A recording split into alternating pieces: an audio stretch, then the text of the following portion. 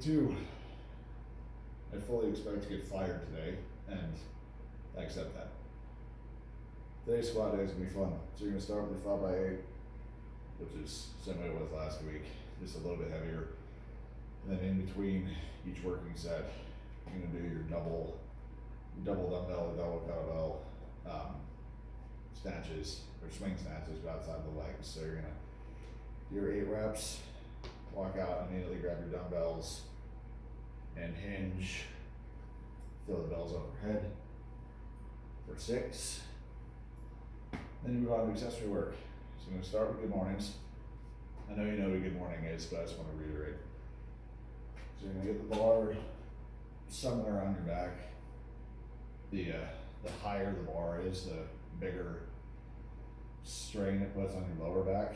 The lower the bar is, the more it puts on your mid back. So it's up to you. You know what you need. But wherever the bar is, the movement is the same. You're going to push your hips back and point your nipples toward your knees, like so. That's your good morning. You go down until you hit a point where you're going to lose your back position. So if you're perfectly braced and that position is here, that's fine. Shove your back through the bar, take it back up. You're going to superset that with snatch grip bent over rows. So snatch grip is where the bar is right here, increase your hips. And you're going to row to your sternum. And I want these to be pretty strict because I want you to hold your solid torso position and then move the implement within that. So that's gonna suck. Have fun with that. This last part though, you're not gonna like me at all. So, I know you've probably seen, move this, I know you've probably seen Martinez Lisi's doing the zombie squat for part of his rehab with Squat University. All it is a harder front squat. But I'm using this as a trunk stability exercise, not a leg exercise, because I know you can front squat because you can squat. I've known you for years. You can squat more than me. But zombie squats, especially with this tempo scheme, will fry all of the stabilizing muscles in your trunk. So, for this, you're going to shove the bar right into the spot where your front squat bar goes, is inside of that shelf right in here, on top of your front delt, right around your clavicle. You're going to have your arms straight out in front of you. I'm actually going to put a little weight on so the bar actually stays in place.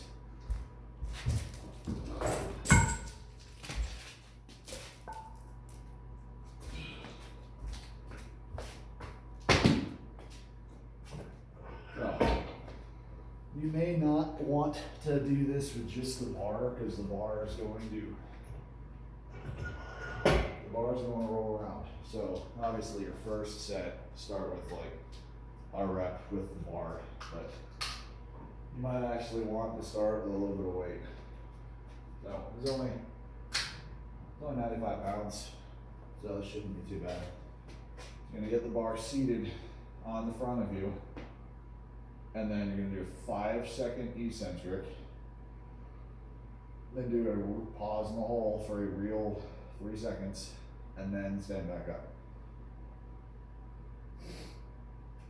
I'm very curious to see how these go for you. These will help tremendously with the back strength required for loading, and I'm overloading all of your torso stabilizers on purpose so that when we start doing yoke, it doesn't eat you alive.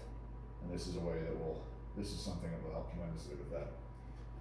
So, get it seated on your front, just like a front squat. Stand up, stand there for a minute, make sure it's not gonna move. Alright, now, your hands are up and the torso is up the whole time. If you drop, the bar's gonna fall. So you will go down, for 5 solid seconds. Pause here for 3, and then stand up. 1, 2, 3, 4, 5.